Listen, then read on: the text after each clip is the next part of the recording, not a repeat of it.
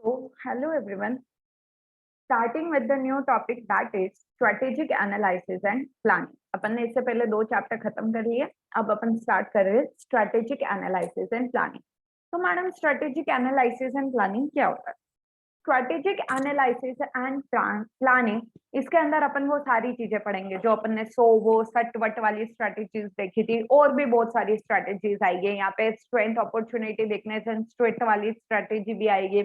इसके अंदर एक बीसीजी मैट्रिक्स भी पढ़ना पड़ेगा, एनसॉफ करके एक मैट्रिक्स आएगी, उसको पढ़ना पड़ेगा. तो इसके अंदर डिफरेंट डिफरेंट स्ट्रेटेजीज, मतलब आप कैसे स्ट्रेटेजी बनाओगे सिचुएशन को देखते हुए, वो सारी चीजें अपन यहाँ पर देखेंगे. आप स्ट्रैटेजी कैसे बनाओगे, स्ट्रैटेजी प्लानिंग कैसे करोगे, वो सारी चीजें अपन यहाँ पर देखेंगे.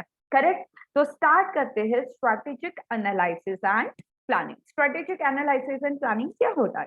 सबसे पहले strategic analysis is nothing but it is a careful formulation of the strategies. Strategies को बनाना ही क्या है? स्ट्रैटेजी एनालिसिस है.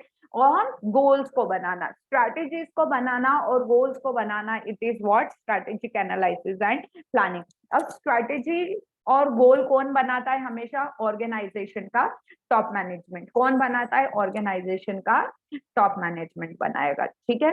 तो strategic analysis and planning basically क्या इन्वॉल्व करता है? Careful formulation of the strategies और गोल्स. हमारी स्ट्रैटेजीज क्या रहेगी और हमारे गोल क्या रहेंगे, ये सब अपन इस चैप्टर के अंदर देखेंगे. करेक्ट. अब सबसे पहला ये बनाने का पर्पस क्या है? क्यों भाई करूं मैं, क्यों बनाऊं मैं स्ट्रैटेजीज, क्यों बनाऊं, क्यों करूं मैं प्लानिंग?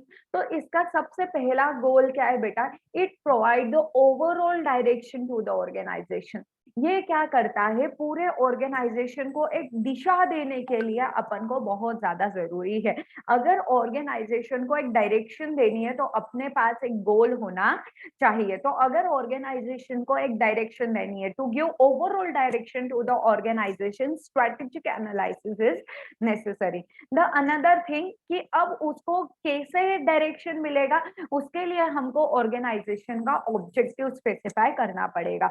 उसके लिए हमको ऑर्गेनाइजेशन का ऑब्जेक्टिव स्पेसिफाई करना पड़ेगा. अब ऑर्गेनाइजेशन का ऑब्जेक्टिव स्पेसिफाई कि हमारा ये ऑब्जेक्टिव है, हम दुनिया में ये आए हैं ये काम करने के लिए. ऑब्जेक्टिव्स एंड गोल्स क्या होते हैं? छोटे छोटे माइलस्टोन्स जो हमको अचीव करने होते हैं. और ऑब्जेक्टिव क्या होता है बेटा? ओपन एंडेड होता है. गोल क्या होता है? क्लोज एंडेड होता है. मुझे सीएस के अंदर फ्लाइंग कलर से पास होना है, दिस इज एन ऑब्जेक्टिव. मुझे सीएस के अंदर फर्स्ट रैंक आनी है, दिस इज गोल. करेक्ट. तो अपन को क्या मदद करता है स्ट्रेटेजिक एनालिसिस? अपने ऑब्जेक्टिव डिसाइड करने में कि हमारा छोटे छोटे माइलस्टोन जो हमको हर बार अचीव करते हुए जाना है, वो क्या रहेंगे. अब वो ऑब्जेक्टिव को अचीव करने के लिए हमारी क्या प्लान्स एंड पॉलिसीज रहेगी. करेक्ट. ये भी डिटरमाइन करने के लिए हमको स्ट्रेटेजिक एनालिसिस बहुत ज्यादा जरूरी है. और अब हमने डिसाइड कर दिया कि ये प्लान और ये पॉलिसी रहेगा. अब क्या सिर्फ प्लान और पॉलिसी बनाकर अगर हम बैठ जाए तो वो ऑब्जेक्टिव अचीव होगा? नहीं, उसको हमको इम्प्लीमेंट करना पड़ेगा. और किसी भी प्लान और पॉलिसी को इम्प्लीमेंट करना है तो उसके लिए आपको आपके रिसोर्सेस का अलोकेशन करना पड़ेगा. तो इसके अंदर भाई इसका मेन पर्पस क्या है? स्ट्रेटेजिक एनालिसिस और प्लानिंग का मेन एम क्या है? ओवरऑल डायरेक्शन देनी है, एक दिशा देनी है हमारे ऑर्गेनाइजेशन को. स्पेसिफाई करना है ऑर्गेनाइजेशन का ऑब्जेक्टिव. उस ऑब्जेक्टिव को अचीव करने के लिए प्लान्स एंड पॉलिसी बनाने में मदद करनी है. प्लस अब वो प्लान एंड पॉलिसी बना के हम बैठ नहीं सकते. तो उसके लिए हमको उसको इम्प्लीमेंट करना पड़ेगा. इम्प्लीमेंट करने के लिए हमको रिसोर्सेज का अलोकेशन करना पड़ेगा. तो इस चीज के लिए भी हमको स्ट्रेटेजिक एनालिसिस और प्लानिंग क्या करती है? मदद करती है. करेक्ट. तो स्ट्रेटेजिक एनालिसिस और प्लानिंग होता क्या है? Careful formulation of the strategies and goal. Generally कौन बनाता है? ये टॉप लेवल मैनेजमेंट करता है. इसका मेन पर्पस क्या है? इसका मेन पर्पस है ओवरऑल डायरेक्शन देना है ऑर्गेनाइजेशन को. ऑर्गेनाइजेशन के ऑब्जेक्टिव को स्पेसिफाई करना है. उस ऑब्जेक्टिव को अचीव करने के लिए डेवलप करनी है प्लान्स एंड पॉलिसीज. क्यों achieve? To design the objective. और फिर अब वो प्लान्स बना के बैठना तो नहीं है, उसको क्या करना है? इम्प्लीमेंट करना है. तो उस प्लान को इम्प्लीमेंट करने के लिए जो भी रिसोर्स अलोकेशन होगा, ये सब किसके अंदर आएगा? स्ट्रैटेजिक एनालिसिस के अंदर आएगा. डन. All this require.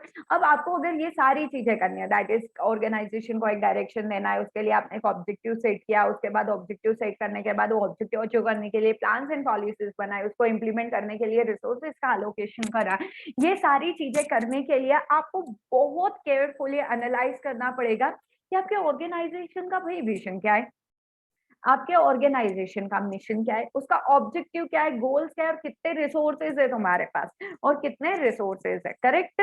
तो आपको in depth internal environment plus external environment का एनालिसिस करना पड़ेगा। ये मैंने अपन ने जब स्ट्रेटेजिक मैनेजमेंट स्टार्ट किया था तब भी बताया था, सबसे पहले कहाँ पहुंचना ही डिसाइड होता है, फिर कैसे पहुंचना ही डिसाइड होता है, फिर छोटे छोटे माइलस्टोन डिसाइड किए जाते हैं, वो क्या होते हैं ऑब्जेक्टिव। उन ऑब्जेक्टिव्स को अचीव करने के लिए plans and policies and strategies बनाई जाती है, और फिर क्या किया जाता है, अब प्लान्स एंड पॉलिसी बनाकर हम बैठ नहीं सकते, तो उसको इम्प्लीमेंट करने के लिए हमको एलोकेशन ऑफ रिसोर्स करना पड़ेगा।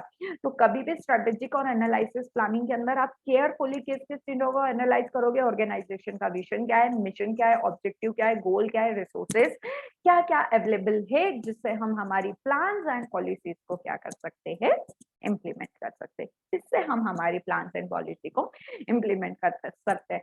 तो strategic analysis aim at providing the overall direction, दिशा देनी है, उसके लिए ऑब्जेक्टिव हमने फ्रेम किया, ऑब्जेक्टिव को अचीव करने के लिए प्लान्स एंड पॉलिसीज चाहिए, प्लान्स एंड पॉलिसीज को इम्प्लीमेंट करने के लिए रिसोर्सेज का अलोकेशन करना पड़ेगा। So we are done with the strategic analysis and planning. The next topic is situation analysis. Situation analysis क्या होता है? देखो भाई, कोई भी स्ट्रैटेजी सीधा नहीं बन जाएगी, कोई भी स्ट्रैटेजी सीधा नहीं बन जाती है। स्ट्रैटेजी बनाने के लिए पहले आपको वो सिचुएशन को देखना पड़ेगा, पहले आपको वो सिचुएशन को देखना पड़ेगा जिसके लिए आपको स्ट्रैटेजी बनानी है, जिसके लिए आपको स्ट्रैटेजी बनानी है वो सिचुएशन का एनालिसिस करना पड़ेगा। करेक्ट। जैसे सपोज करो तुमको क्या करना है, तुमको करना है सेल्स का एग्जामिनेशन पास, तो तुमको वो सिचुएशन पूरी एनालाइज करनी पड़ेगी, जिसके लिए फिर सिचुएशन एनालिसिस करने के बाद तुम कहीं जाके स्ट्रैटेजी बना पाओगे। तो वो सिचुएशन एनालिसिस कैसे क्या होगी वो अपन अभी देखेंगे। ठीक है। अगर आपको किसी भी सिचुएशन का एनालिसिस करना होगा तो आपको 4 एरिया पे फोकस करना है। अगर आपको किसी भी सिचुएशन को एनालाइज करना है तो आपको 4 एरिया पे फोकस करना है। सबसे पहले दिक्कत क्या है, व्हाट इज द प्रॉब्लम जिसके लिए आपको स्ट्रैटेजी बनानी है। दिक्कत क्या आ गई है भाई ऐसे जिसके लिए स्ट्रैटेजी बनानी है, दिक्कत कितनी सीवियर है और उसके कारण क्या है, कितनी दिक्कत सीवियर है, प्रॉब्लम कितनी सीवियरिटी है। भाई इतनी ज्यादा सीवियर नहीं है। करेक्ट। अब जैसे सपोज करो आप कोई भी हॉस्पिटल के अंदर जाओगे तो डॉक्टर एडमिट करने से पहले भी अगर आपको बीमार हुए हो, आप सिंपल आपको सर्दी जुकाम हुआ है तो आपको सीधा आईसीयू में थोड़ी भर्ती कर देगा। लेकिन अगर आपको कोविड हुआ है और आपको कंडीशन बहुत ज्यादा बुरी है तो आईसीयू में भर्ती करेगा। तो सीवियरिटी पे डिपेंड करती है स्ट्रैटेजी कि प्रॉब्लम कितनी सीवियर है। करेक्ट। और उसके पॉसिबल कॉजेस क्या है, किस कारण से भाई ये प्रॉब्लम आई है। करेक्ट। तो सबसे पहले तुमको कोई भी सिचुएशन एनालाइज करनी है तो तुमको सबसे पहले क्या करना पड़ेगा, दिक्कत क्या है, दिक्कत कहाँ आ रही है, दिक्कत कहाँ आ रही है, दैट इज प्रॉब्लम क्या है, वो दिक्कत की सीवियरिटी कितनी है, मतलब कितनी ज्यादा कंसर्न उसको देने की जरूरत है। करेक्ट। और उसके पॉसिबल कॉजेस क्या है। नेक्स्ट, भाई ये दिक्कत जो आ रही है इससे किन किन लोगों को फर्क पड़ेगा, ये दिक्कत जो आ रही है इससे किन किन लोगों को फर्क पड़ेगा। करेक्ट। तो आपको क्या देखना है, प्रॉब्लम जिसको जाकर ये पीपल जिनको जाकर ये प्रॉब्लम क्या करने वाली है, अफेक्ट करने वाली है, ये जो प्रॉब्लम है ये किन किन लोगों को अफेक्ट करेगी। तो आपको इसमें क्या देखना है, द पीपल। सबसे पहले आपने क्या देखा, द प्रॉब्लम, क्या दिक्कत आ रही है, कितनी सीवियर है और उसके कारण क्या है। उसके बाद ये किन किन लोगों को जाके अफेक्ट करेगी, that is the people, that is potential stake holders कौन है इसके। करेक्ट। उसके बाद तुमको ब्रॉड कंटेक्स्ट देखना है। उसके बाद तो अभी जैसे सपोज करो अभी मैंने एनालाइज किया कोविड आने वाला है, कोविड आने की वजह से क्या होने वाला है, कोविड आने की वजह से अगर मैं छोटे टर्म के अंदर देखूं तो मेरी क्लासेस अफेक्ट होने वाली है, लेकिन अगर मैं ब्रॉड कंटेक्स्ट के अंदर देखूं तो ये पूरी इंडिया की क्लासेस अफेक्ट होने वाली है, स्कूल्स अफेक्ट होने वाले, एग्जाम्स अफेक्ट होने वाले, सारी चीजें अफेक्ट होने वाली है। तो ब्रॉड कंटेक्स्ट में वो प्रॉब्लम कैसे क्या अफेक्ट करने वाली है, कौन सी इंडस्ट्री को कैसे अफेक्ट करेगी। तो अपन को पूरा ब्रॉड कॉन्टेक्स्ट मतलब एक ओवरऑल बड़ा व्यू करके देखना है कि ये प्रॉब्लम सबको कैसे क्या अफेक्ट कर रही है, करेक्ट। और उसके बाद फैक्टर्स फैसिलिटिंग बिहेवियर चेंज, कि कौन कौन से फैक्टर्स है जिसको अपन यूज करके क्या कर सकते हैं, ये प्रॉब्लम से ओवरकम कर सकते हैं, या कौन से ऐसे फैक्टर्स है जो कि ये प्रॉब्लम मतलब ऐसे फैक्टर्स है जिसकी वजह से लोगों के बिहेवियर में कोई चेंज आया है, ठीक है। फैसिलिटिंग बिहेवियर चेंज, तो 4 एरिया के अंदर आपको फोकस करना है, the problem, the people, the broad context and factors. Problem कितनी सीवियर है, इसके क्या कारण है, किनको जाके अफेक्ट करेगी, ब्रॉड कंटेक्स्ट के अंदर किसको अफेक्ट करेगी, और कौन कौन से फैक्टर्स है, करेक्ट। सिचुएशन एनालिसिस के अंदर आप क्या करोगे, इंटरनल और एक्सटर्नल एनवायरनमेंट को क्या करोगे, आइडेंटिफाई करोगे। आपका इंटरनल एनवायरनमेंट क्या है और एक्सटर्नल एनवायरनमेंट क्या है। इंटरनल एनवायरनमेंट के अंदर आप लोग क्या देखते हो भाई, खुद की कैपेबिलिटीज क्या है, strength and weakness. Internal environment से आपको क्या पता पड़ती है, आपकी स्ट्रेंथ एंड वीकनेस। और एक्सटर्नल एनवायरनमेंट से क्या पता पड़ता है, एक्सटर्नल एनवायरनमेंट से आपको आपके पता चलती है opportunities and threats. External environment से आपको क्या पता चलता है, आपके अपॉर्चुनिटीज और थ्रेट्स पता पड़ेगी। तो कोई भी सिचुएशन एनालिसिस करने के लिए आपको क्या करना पड़ेगा, आपको इंटरनल और एक्सटर्नल एनवायरनमेंट को देखना पड़ेगा कि भाई इंटरनल एनवायरनमेंट में क्या हो रहा है और एक्सटर्नल एनवायरनमेंट में क्या हो रहा है। So a situation analysis takes into account an internal and external environment of an entity's organization and clearly identifies its own capabilities. Customers कौन है, पोटेंशियल कस्टमर, भाई अभी कौन से कस्टमर है, आने वाले कस्टमर्स कौन है, बिजनेस एनवायरनमेंट क्या है, business environment, external environment, and the impact they are going to have in an entity on an organization. और ये इंटरनल और एक्सटर्नल एनवायरनमेंट हमको कैसे अफेक्ट कर सकता है, ये सब तुम सिचुएशन एनालिसिस के अंदर देखोगे। तो ये इधर देखो लिखा हुआ है भाई, it also help in identifying the strength, weakness, opportunity and threat to the organisation और business, which can help in forecasting the choices required to made keeping in view the environmental developments. कि अब भाई आपने strength आपकी पता पड़ गई, आपकी वीकनेस पता पड़ गई, आपकी अपॉर्चुनिटी पता पड़ गई, आपकी थ्रेट पता पड़ गई, उसके हिसाब से अब आप क्या चॉइस लोगे वो आपको डिटरमाइन करने के अंदर ये क्या करेगा, मदद करेगा। तो सिचुएशन एनालिसिस के अंदर अगर आपको किसी भी सिचुएशन, अगर आपको भाई प्लान्स एंड पॉलिसीज बनानी है, कुछ भी करना है, तो पहले आपको सिचुएशन को एनालाइज करना पड़ेगा। दिक्कत कहाँ आती है, दिक्कत कितनी खतरनाक है, इसके कारण क्या है, किन किन लोगों को अफेक्ट करेगी, ब्रॉड कंटेक्स्ट में किसको अफेक्ट करेगी, और फैक्टर्स जो कि क्या फैसिलिटेट करेंगे, बिहेवियर चेंज को फैसिलिटेट करेंगे, उनको आपको क्या करना है, एनालाइज करना है। जब भी सिचुएशन एनालिसिस होता है तो इंटरनल और एक्सटर्नल एनवायरनमेंट को हम एनालाइज करते हैं। इंटरनल एनवायरनमेंट को एनालाइज करने के बाद हमको पता चलती है हमारी स्ट्रेंथ और वीकनेस, एक्सटर्नल एनवायरनमेंट को एनालिसिस करने के बाद हमको पता चलती है हमारी अपॉर्चुनिटीज एंड थ्रेट्स, और इनके बेसिस पे हम क्या लेते हैं, चॉइस करते हैं कि अब हमको ये एनवायरमेंटल में जो भी चेंज आया है इसके साथ हमको डील कैसे क्या करने का है। डन। नेक्स्ट है नीड फॉर सिचुएशन एनालिसिस। भाई क्या जरूरत आन पड़ी सिचुएशन एनालिसिस की, तो situation analysis pave the way for strategic development by identification and bye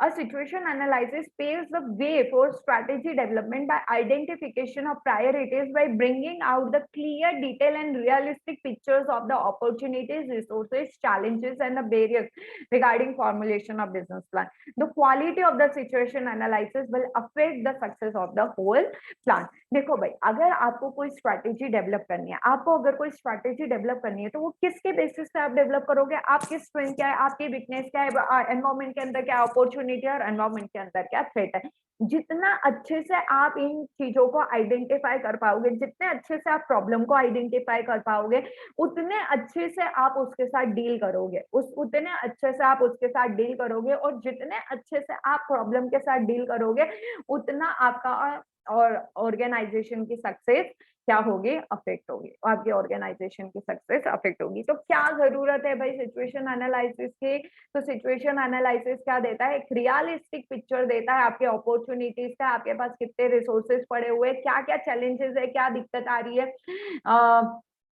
अगर आप बिजनेस प्लान बनाते हो तो क्या क्या दिक्कतें आपको आ सकती है, कौन से फैक्टर्स है जो आपको अफेक्ट कर सकते हैं, करेक्ट। और the quality of situation analysis आपका अफेक्ट करेगा कि पूरा आपका पूरा प्लान कैसे क्या रहेगा, उसकी सक्सेस पे आपने सिचुएशन एनालिसिस कितने अच्छे से करी है, ये वाली चीज आपको अफेक्ट करेगी। नेक्स्ट आती है suitability of situation analysis. Suitability of situation analysis के अंदर क्या है, a small, well-knitted and a focused team from different functional area of the organization should conduct the situation analysis। ये क्या बोल रहे हैं कि छोटी छोटी हर फंक्शन एरिया में, ऑर्गेनाइजेशन के बहुत सारे फंक्शंस होते हैं, प्रोडक्शन फंक्शन होता है, मार्केटिंग फंक्शन होता है, परचेज फंक्शन, बहुत सारे फंक्शंस करते हैं, करेक्ट। तो हर एक फंक्शन से क्या लो, एक छोटा छोटी टीम लो जो कि उनके उनके फंक्शंस के क्या करे, प्रॉब्लम आइडेंटिफाई करेगी, करेक्ट, प्रॉब्लम आइडेंटिफाई करेगी, ताकि देखो जो फंक्शन का बंदा है उसको उसकी दिक्कत ज्यादा अच्छे से पता होगी, कंपैरिजन टू आप एक नया बंदा हायर कर दो और आप बताओ बताओ प्रोडक्शन मैनेजर को क्या दिक्कत आ सकती है, बताओ परचेज मैनेजर को क्या दिक्कत आ सकती है, कोई दूसरा बताए, इससे बेहतर है कि आपका जो फंक्शंस परफॉर्म होते हैं उसके अंदर की कोई टीम आके बताए हमको ये दिक्कत आ रही है, हमको ये दिक्कत आ रही है, हमको ये दिक्कत आ रही है, correct. So a small and a well-knitted, focused team from different functional area of the organization should conduct the situation analysis। ये situation analysis किसको करना चाहिए, उसी function की किसी small team, उसी function से कोई small team बना लो जो कि बताएगा। जैसे सपोज करो स्कूल के अंदर भी क्या होता था कि क्लास में से ही 2-4 लोगों को बुलाया जाता था और उनसे पूछा जाता था बताओ हमको क्या दिक्कत है, कंपैरिजन टू किसी और बंदे को लाए अपन और पूछे कि बताओ हमको साइंस पढ़ाने में क्या दिक्कत आ सकती है, कॉमर्स पढ़ाने में क्या दिक्कत आ सकती है। इससे बेहतर क्या है, कॉमर्स के बच्चों को ही बुला लो, तुमको क्या दिक्कत आ रही है बताओ, साइंस वाले के बच्चों को ही बुला लो, वो तुमको क्या दिक्कत आ रही है बताओ, करेक्ट। तो हर फंक्शन से एक स्मॉल टीम बना लो और उनसे पूछ लो, उनसे ही अपनी सिचुएशन के एनालाइज करवाओ। Throughout data collection process, team members should also consider about the engagement of the concerned stakeholder involving opinion leader, service provider, policy maker, partners, and potential beneficiaries to reap the maximum output. It may be done by conducting in-depth interview, focus, group discussion, community dialogue, small group meetings, task force engagement, and participatory stakeholder workshop। Correct. तो ये लोग क्या करेंगे, जैसे जो भी function से team आई वो क्या करेगी कि मेरे पोटेंशियल स्टेक होल्डर्स कौन है, इनको क्या क्या दिक्कत आ सकती है, उसको पता कैसे करेगी। हो सकता है कि वो क्या करवा ले, ग्रुप डिस्कशन करवा ले उनके बीच के अंदर, वो क्या करवा ले, उनसे इंटरव्यू ले ले, आप हमको बताइए आपकी क्या क्या दिक्कतें आ रही है, करेक्ट। तो सुटेबिलिटी, अच्छा सिचुएशन एनालिसिस कैसे हो पाएगा, अच्छा सिचुएशन एनालिसिस हो पाएगा आप फंक्शनल एरिया से एक छोटी सी टीम लो और उस टीम से क्या करवाओ, सिचुएशन एनालिसिस करवाओ, उनसे ही आइडेंटिफाई करवाओ कि तुम्हारे कौन कौन स्टेक होल्डर्स है जो कि तुमको जो कि अफेक्ट हो सकते हैं ये जो पर्टिकुलर नई प्रॉब्लम आई है उसके साथ, और किस तरीके से अफेक्ट हो सकते हैं। अगर तुमको पता करना है तो तुम इनसे इंटरव्यू ले लो, करेक्ट, इन डेप्थ इंटरव्यू ले लो, कोई ग्रुप डिस्कशन करवा लो, करेक्ट, कम्युनिटी डायलॉग करवा दो, स्मॉल ग्रुप की कोई मीटिंग करवा लो कि भाई तुमको क्या दिक्कत आ रही है, तुमको क्या दिक्कत आ रही है, करेक्ट। और स्टेक होल्डर की वर्कशॉप, उनको नई प्रॉब्लम के बारे में अवेयर भी करवा लो, जो कि अफेक्ट होने वाले, जो प्रॉब्लम से अफेक्ट होने वाले वो कौन है, स्टेक होल्डर्स, तो उनके लिए एक वर्कशॉप कंडक्ट करवा लो ओपन, करेक्ट। नेक्स्ट नेक्स्ट आता है बेटा timing for conducting situation analysis. क्या टाइमिंग होनी चाहिए, कब हमको सिचुएशन एनालिसिस करवाना चाहिए, कब हमको सिचुएशन एनालिसिस करवाना चाहिए। सिचुएशन एनालिसिस जनरली होता है स्ट्रेटेजी बनाने के पहले। स्ट्रैटेजी किसके बेसिस पे, किस पे डिपेंड करती है बेटा, सिचुएशन एनालिसिस पे, क्या सिचुएशन प्रिवेल कर रही है उसके बेसिस पे आप स्ट्रैटेजी बनाओगे।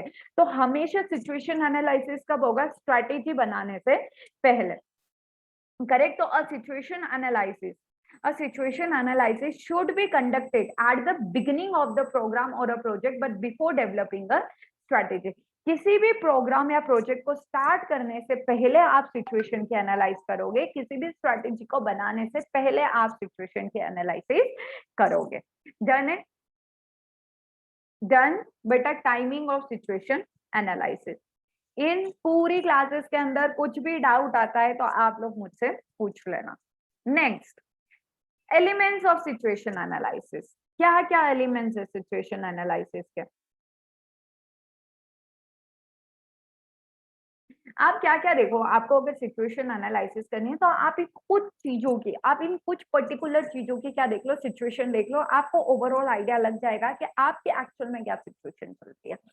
करेक्ट। सबसे पहले देख लो प्रोडक्ट की, आपके प्रोडक्ट की क्या सिचुएशन चलती है। It relates with the product being offered by the business at present.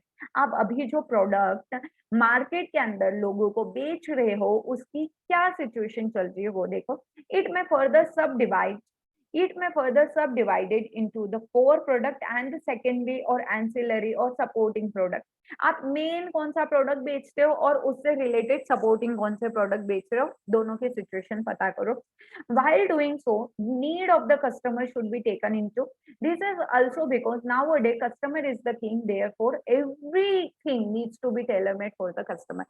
पहले क्या होता था, पहले के सिनारियो के अंदर होता था जो भी प्रोड्यूसर बनाता था वो कंज्यूमर को कंज्यूम करना पड़ता था, जो भी प्रोड्यूसर बनाता था वो कंज्यूमर को कंज्यूम करना पड़ता था। लेकिन आज के सिनारियो में ऐसा नहीं रहा। आज के सिनारियो के अंदर क्या है, प्रोड्यूसर को वो ही प्रोडक्ट बनाना है जो कंज्यूमर कंज्यूम करना चाहता है। पहले किसकी इच्छा चलती थी, प्रोड्यूसर की इच्छा चलती थी। पहले किसकी मनमानी चलती थी, प्रोड्यूसर की मनमानी चलती थी। लेकिन अब किसकी मनमानी चलेगी, कस्टमर की चलेगी। अब किसका राज आ गया, कस्टमर का राज आ गया। अब राजा कौन, अब राजा कस्टमर बन गया है। करेक्ट। तो कस्टमर जैसा बोलेगा वैसा प्रोडक्ट आपको ऑफर करना है।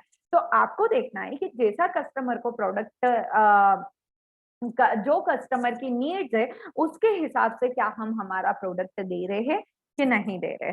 कहीं ऐसा तो नहीं है कि कस्टमर की नीड चेंज हो गई है और हम अभी तक वही पुराना प्रोडक्ट देते चल रहे, ऐसा तो नहीं है। कहीं ऐसा तो नहीं है कि कस्टमर को कोई नई फीचर की जरूरत है और अभी तक हम हमारे पुराने फीचर्स ही दे रहे हैं। हमारे एग्जिस्टिंग प्रोडक्ट के अंदर कोई नई फीचर डालने की जरूरत है जो कि हम डाल ही नहीं रहे।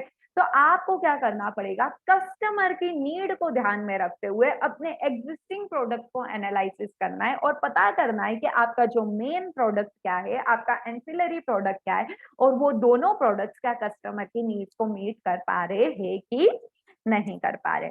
दूसरा एनालिसिस जो आपको करना है, कॉम्पिटिटिव सिचुएशन। अपन ने, मैंने बताया था कॉम्पिटिटिव सिचुएशन, कॉम्पिटिटिव पोजीशन आपको किसी भी ऑर्गेनाइजेशन की पता करनी है तो अपन ने एक चीज पढ़ी थी, क्या पढ़ा था, फोर्टर 5 फोर्सेस ऑफ मॉडल, जिससे अपन को अपनी कंपटीशन के अंदर अपन कहाँ पर स्टैंड कर रहे हैं वो हमको पता चल जाता है। कंपटीशन के अंदर कहाँ स्टे कर रहे हैं वो हमको पता चल जाता है।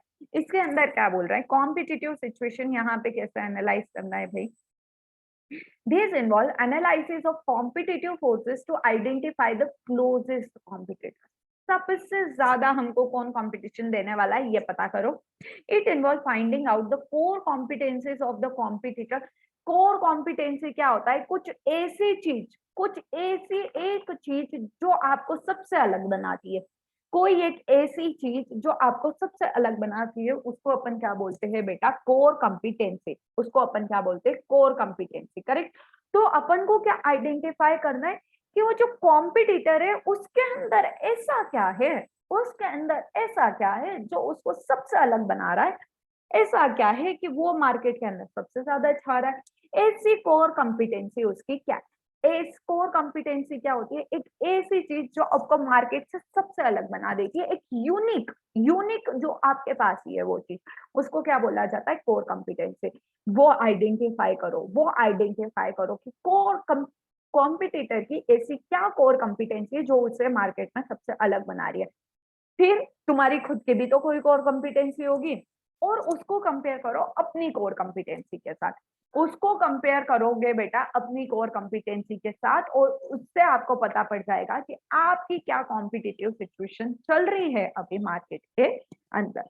तो इसके अंदर क्या बोला गया है, this involve analysis of competitive forces to identify. Competitive forces 5 forces अपन ने पढ़े बेटा, थ्रेट ऑफ द, वो अभी एनालाइज करो जिससे तुमको पता पड़ जाएगा कि 5 फोर्सेस क्या आता है बेटा। Threat of new entrant, threat of new entrant के बाद अपन को क्या बोला है, threats of substitute, bargaining power of customer, bargaining power of supplier और राइवलरी अमंग द इंडस्ट्री। इन फोर्सेस से आप पता करवा लो कि सबसे ज्यादा जो आपको कंपटीशन दे रहा है वो कौन सी फर्म है।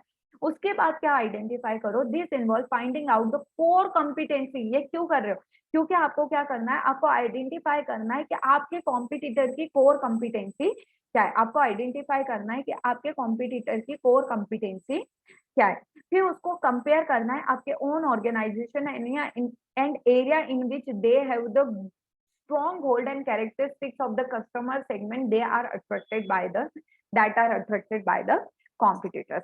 आपने क्या आइडेंटिफाई किया, कॉम्पिटिटर की कोर कॉम्पिटेंसी आइडेंटिफाई करी, अपनी कोर कॉम्पिटेंसी के साथ उसको कंपेयर किया, प्लस आपको देखना है कि ये इसकी इस कोर कॉम्पिटेंसी की वजह से कौन से ऐसे कस्टमर है जो इसकी तरफ खींचे चले जा रहे हैं, ऐसे कौन से कस्टमर है जो इसकी तरफ खींचे चले जा रहे हैं, ये आपको आइडेंटिफाई करना पड़ेगा कॉम्पिटिटिव सिचुएशन के अंदर।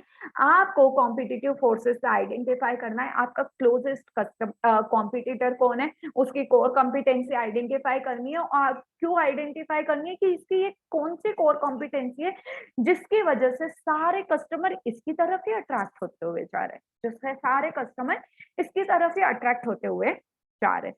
नेक्स्ट है डिस्ट्रीब्यूशन सिचुएशन। डिस्ट्रीब्यूशन सिचुएशन के अंदर क्या है कि आपका जो भी डिस्ट्रीब्यूशन या लॉजिस्टिक नेटवर्क है, आपके सप्लायर्स कौन होने वाले, आपके रिटेलर्स कौन होने वाले, आप किससे माल खरीद रहे हो, ये पूरा सिस्टम आपको चेक करना है। आपको वापस से रिव्यू देखना है, अच्छा हम इसको होलसेल में बेचते हैं, हम इसको रिटेल में बेचते हैं, ये रिटेलर यार ज्यादा प्रॉफिट नहीं ला के देता है, ये रिटेलर काफी प्रॉफिट ला के देता है। तो अपन को क्या करना है, उनको हर रिटेलर को फिर उसके हिसाब से जो नहीं ला के दे रहा है प्रॉफिट, उससे पूछना है कि क्या ऐसा हो रहा है कि तुम प्रॉफिट नहीं जनरेट कर पा रहे हो, सेम बंदा हमारा ही प्रोडक्ट बेच रहा है और वो इतना सारा प्रॉफिट कमा रहा है, क्या दिक्कत आ रही है, तुम क्यों नहीं प्रोडक्ट सेल कर पा रहे हो, ये कैसे प्रोडक्ट सेल कर पा रहा है। तो आपको आपके पूरे लॉजिस्टिक नेटवर्क को वापस एक बार देखने की जरूरत होती है। Situation analysis, situation analysis nothing, अपन अभी आज अपन क्या कर रहे हैं, कहाँ स्टैंड कर रहे हैं उसको पता कर रहे हैं, क्योंकि आज कहाँ स्टैंड कर रहे हैं बेटा वो पता पड़ेगा, तभी अपन आगे की कोई स्ट्रेटेजी बना पाएंगे। ठीक है, डिस्ट्रीब्यूशन सिचुएशन के अंदर आप क्या आइडेंटिफाई करोगे कि आपका लॉजिस्टिक नेटवर्क और आपके डिस्ट्रीब्यूशन नेटवर्क को आइडेंटिफाई करोगे। उसके बाद आते हैं एनवायरमेंटल फोर्सेस, उसके बाद आते हैं environmental forces, the external and the internal environment factors which need to be taken up into account. These include economic factors, sociological factors that impact the performance. बहुत सारे फैक्टर्स होते हैं बेटा, और जैसे सपोज करो कोई नई टैक्स रेट आ गई मार्केट के अंदर, वो आपको कैसे अफेक्ट कर रहा है। कोई सोशियोलॉजिकल फैक्टर या सोसाइटी के अंदर बिहेवियर चेंज हो गया, पहले लोग बाग जंक फूड खाते थे तो मैगडी धूम चलता था, अब लोग बाग शिफ्ट हो गए, नई नई हेल्दी प्रोडक्ट ही खाना चाहिए, सोशल चेंज आया, सोशियोलॉजिकल कोई चेंज आया, तो अब उसकी वजह से क्या हो सकता है, वो भी आपके प्रोडक्ट को अफेक्ट करेगा। अगर लोग जंक फूड से हेल्दी फूड पे अगर शिफ्ट होते जा रहे हैं, जंक फूड से हेल्दी शिफ्ट प्रोडक्ट पे शिफ्ट हो रहे हैं, तो डोमिनोज को नुकसान, मैकडी को नुकसान, इन सारों को क्या हो गया भाई, पिज्जा हट को नुकसान, करेक्ट। तो इन सारे ऑर्गेनाइजेशंस को क्या हो गया, नुकसान होता जाता है। तो फिर आपको हो सकता है आपको सर्वाइव करना है तो आपको क्या करना पड़ेगा, कुछ हेल्दी प्रोडक्ट्स लेकर आने पड़ेंगे, करेक्ट। तो आपको एनवायरमेंटल फैक्टर्स को भी आइडेंटिफाई करते हुए चलना है जो कि आपके प्रोडक्ट को अफेक्ट करेंगे। Opportunity and issue analysis, carrying out the स्वॉट analysis, strength, weakness, opportunity and threats. Current opportunity क्या चल रही है भाई मार्केट के अंदर, मेन थ्रेट आपको किससे, मेन डर आपको किस चीज का है, और अभी किस चीज का है, फ्यूचर में किस चीज का रहेगा। The strength that the business can rely and any weakness that can affect the business performance. मैंने तुमको बताया सिचुएशन एनालिसिस कभी भी स्वॉट एनालिसिस के बिना पूरा नहीं होगा। तो आपको आइडेंटिफाई करना है अभी करंट में भाई क्या अपॉर्चुनिटी चल रही है, करंट में क्या थ्रेट है और आगे जाके मुझे क्या थ्रेट आने वाला है। यार ये बंदा अभी मार्केट के अंदर आया है, ये भले अभी काम नहीं कर रहा है ढंग से, लेकिन आने वाले 2 साल के अंदर ये धमाधम काम करने वाला है और मेन थ्रेट मुझे इसी से होगा। तो आने वाले थ्रेट्स क्या है, मेरी स्ट्रेंथ क्या है, अरे आए तो आए थ्रेट, लेकिन मेरे पास एक ऐसी स्ट्रेंथ है जिसकी वजह से दुनिया में कितने भी थ्रेट्स हो मैं उनके साथ ओवरकम कर जाऊंगी। तो मेरी स्ट्रेंथ भी मुझे पता होनी चाहिए, लेकिन मेरी एक वीकनेस यहाँ पर आके किसी ने ट्रिगर किया तो मैं खत्म। तो मेरी वीकनेस भी, मुझे मार्केट के अंदर चलते रहना है तो मुझे मेरी स्ट्रेंथ भी पता होनी चाहिए, मेरी वीकनेस भी पता होनी चाहिए, मुझे मेरी अपॉर्चुनिटीज भी पता होनी चाहिए और मुझे मेरे थ्रेट्स भी पता होने चाहिए। डन है। तो एलिमेंट्स के अंदर अपन ने क्या देखा, elements of situation analysis, product analysis, competitive situation, आपकी डिस्ट्रीब्यूशन सिचुएशन कैसे चल रही है, एनवायरमेंटल फैक्टर्स क्या चल रहे हैं, and opportunity and issue analysis. 5 elements होते हैं सिचुएशन एनालिसिस का। प्रोडक्ट की क्या सिचुएशन चल रही है, कॉम्पिटिटिव की क्या सिचुएशन चल रही है, डिस्ट्रीब्यूशन सिचुएशन क्या चल रही है, एनवायरमेंटल फैक्टर्स क्या है, और opportunity and issue analysis. So this is the elements of situation analysis. Next topic is effectiveness of situation analysis. Effectiveness of situation analysis. अगर आपको आपके situation analysis को effective बनाना है तो आपको उसको कैसा बनाना होगा, आपको किस analysis करना होगा कि वो situation analysis क्या रहे बेटा, बहुत effective रहे। सबसे पहला, the following question में bring out the effectiveness of situation है। अपने आप से कुछ ये क्वेश्चन पूछो, ये क्वेश्चन के जवाब अगर अच्छे आए तो आपकी सिचुएशन एनालिसिस काफी अच्छी चल रही है। अगर ये बिल्कुल बेकार आ रही है इसका आंसर तो आपकी क्या हो जाएगी, सिचुएशन एनालिसिस सही नहीं हुई। करेक्ट। इस currently adopted situation analysis simple भी है और प्रैक्टिकल टू यूज। आपने कुछ ऐसी अप्रोच नहीं ले ली है जिसको भाई आप यूज ही नहीं कर पा रहे हो प्रैक्टिकल लाइफ में, ऐसी तो कोई अप्रोच नहीं, सिंपल होना चाहिए। सिचुएशन एनालिसिस की जो भी आपने अडॉप्ट करी है अप्रोच वो सिंपल होनी चाहिए, प्रैक्टिकल होनी चाहिए कि आप उसको यूज कर पाओ। Is it clear, easy and clear even for an outsider to understand. कोई बाहर का बंदा भी आकर देखे तो भी उसको आराम से समझ में आ जाए कि भाई अगर इनके सिचुएशन की एनालिसिस करनी है तो आराम से ऐसे सिचुएशन की एनालिसिस हो जाएगी। कोई बाहर वाले बंदे के को भी अपन ने जो अप्रोच अडॉप्ट करी है वो कैसी लगनी चाहिए, सिंपल और क्लियर लगनी चाहिए। It is focused on the key factors that are impacting the business.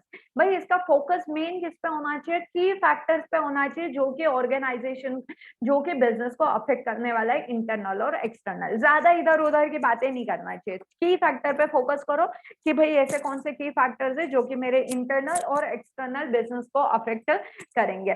Does it clearly identify the future goal of organization. अपनी सिचुएशन एनालिसिस की जो भी अप्रोच आपने रखी है, जो भी अप्रोच आपने रखी है वो आपके फ्यूचर गोल ऑफ ऑर्गेनाइजेशन को आइडेंटिफाई करने के अंदर क्लियरली वो क्या करनी चाहिए, आप उससे क्या पता चल जाना चाहिए। आपने पूरी सिचुएशन एनालिसिस करी कि भाई हमारी प्रोडक्ट की ये सिचुएशन चल रही है, कॉम्पिटिटिव की ये सिचुएशन चल रही है, डिस्ट्रीब्यूशन का ये चल रहा है, एनवायरमेंटल फैक्टर्स है। ये सब एनालिसिस करने के बाद आपको आपका गोल क्लियरली दिख भी रहा है कि नहीं दिख रहा है, पूरा एनालिसिस तो कर लिया लेकिन अगर आपको गोल ही क्लियरली नहीं दिख पा रहा है इसके बाद भी तो आपका सिचुएशन एनालिसिस सही नहीं हुआ है। करेक्ट। तो आपको क्या देखना है, सबसे पहले तो खुद के लिए वो सिंपल और प्रैक्टिकल होना चाहिए। बाहर का कोई बंदा आ रहा है तो उसको भी ये सरल लगना चाहिए। आपका की फोकस पे फैक्टर करो, इधर उधर की बातें नहीं करना। की फोकस के की फैक्टर्स के ऊपर फोकस्ड होना चाहिए, बोथ इंटरनल और एक्सटर्नल फैक्टर्स। करेक्ट। और ये पूरा सिचुएशन एनालिसिस करने के बाद आपको आपका फ्यूचर गोल क्लियरली दिखना चाहिए। ये पूरा सिचुएशन एनालिसिस करने के बाद आपको आपका क्लियर फ्यूचर गोल अच्छे से दिखना चाहिए। अगर ये सारी चीजें सिचुएशन एनालिसिस करने के बाद हो रही है तो आपकी सिचुएशन एनालिसिस कैसे मानी जाएगी, आपके सिचुएशन एनालिसिस मानी जाएगी कि ये काफी इफेक्टिव सिचुएशन एनालिसिस हुई, इसका कोई तुक निकला, इसका कोई तुक निकला। ये पूरा आपने सिचुएशन एनालिसिस जो भी किया इससे आपको कोई फायदा हुआ। करेक्ट। तो आज अपन ने पूरा क्या देखा बेटा,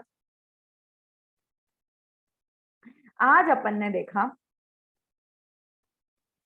सबसे पहले अपन ने स्ट्रेटेजिक एनालिसिस और प्लानिंग देखा, careful formulation of the strategies and goal is strategic analysis and planning. उसके बाद अपन ने क्या देखा कि अगर ऑर्गेनाइजेशन को ओवरऑल डायरेक्शन देना है ऑर्गेनाइजेशन को ओवरऑल डायरेक्शन देना है तो स्ट्रेटेजिक एनालिसिस स्ट्रेटेजी बनानी ही पड़ेगी हमको, करेक्ट।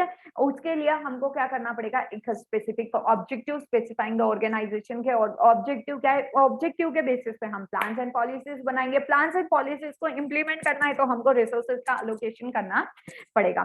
सिचुएशन एनालिसिस पढ़ा जिसके अंदर अपन 4 चीजों पे फोकस करें, भाई दिक्कत क्या आ रही है, दिक्कत कहाँ आ रही है, द प्रॉब्लम क्या है, कौन से लोगों को जाके अफेक्ट करेगी, ब्रॉड कंटेक्स्ट के अंदर ये किस किस को अफेक्ट कर सकती है, और कौन से ऐसे फैक्टर्स है जिसके जो चाह रहे हैं कि हमारे बिहेवियर के अंदर कोई चेंज आता है। करेक्ट। सिचुएशन एनालिसिस के अंदर आप क्या करोगे, इंटरनल और एक्सटर्नल फैक्टर्स को कंसिडर करोगे और वो ऑर्गेनाइजेशन को कैसे अफेक्ट कर रहा है उसको चेक करोगे।